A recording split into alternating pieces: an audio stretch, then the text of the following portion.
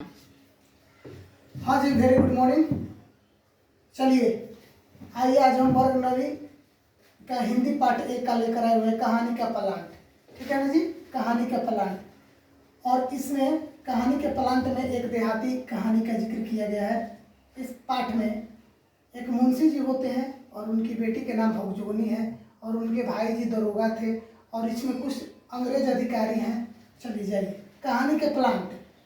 कल हमने लेखक परिचय पहले ही बता रखा है। आइए, लेखक ने ऐसा क्यों कहा कि कहानी लिखने योग्य प्रतिभा भी मुझ में नहीं है, जबकि यह कहानी श्रेष्ठ कहानियों में से एक है।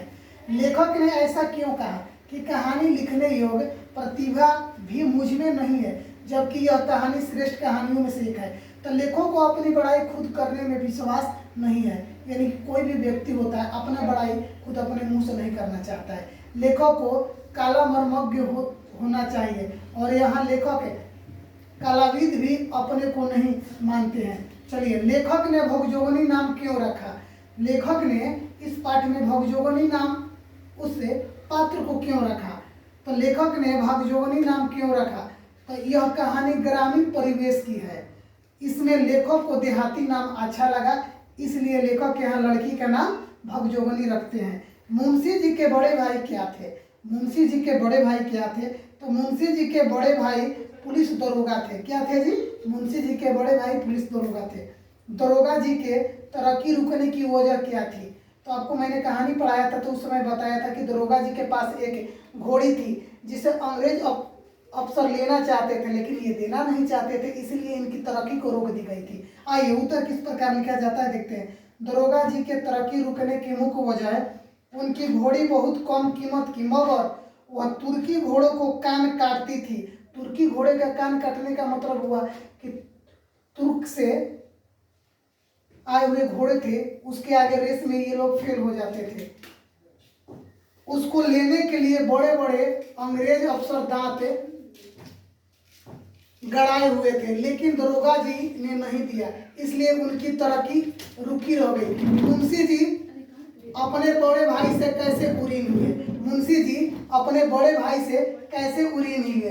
तो मुंशी जी अपने बड़े भाई से कैसे उरीन हुए? तो दरोगा जी के द्वारा पोसे हुए घोड़ी को अंग्रेज अफसर को हाथ खासी रकम पर घोड़ी को बेचकर मुंशी जी अपने बड़े भाई से उरीन लिए। कहने का मतलब ये हुआ कि जैसे ही दरोगा जी की मृत्यु हो जाती है तो उनको श्राद्ध कर्म करने के लिए मुंशी जी के पास घर पर पैसे नहीं होते हैं, तो उनके पास एक ही अमानत बची हुई थी। क्या?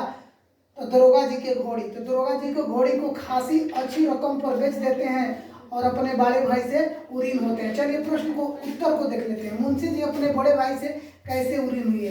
दरोगा जी के द्वारा पोसे हुए घोड़े को एक अंग्रेज अफसर के हाथ खासी कीमत पर घोड़ी को बेचकर मुंशी जी अपने बड़े भाई से उरीन हुए।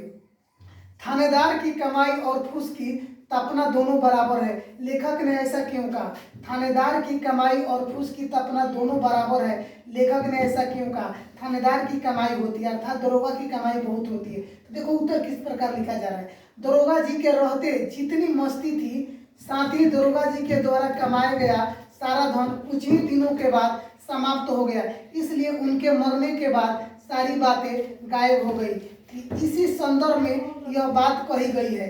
ठीक है, मिलते हैं अगले वीडियो में, तब तक के लिए बाय।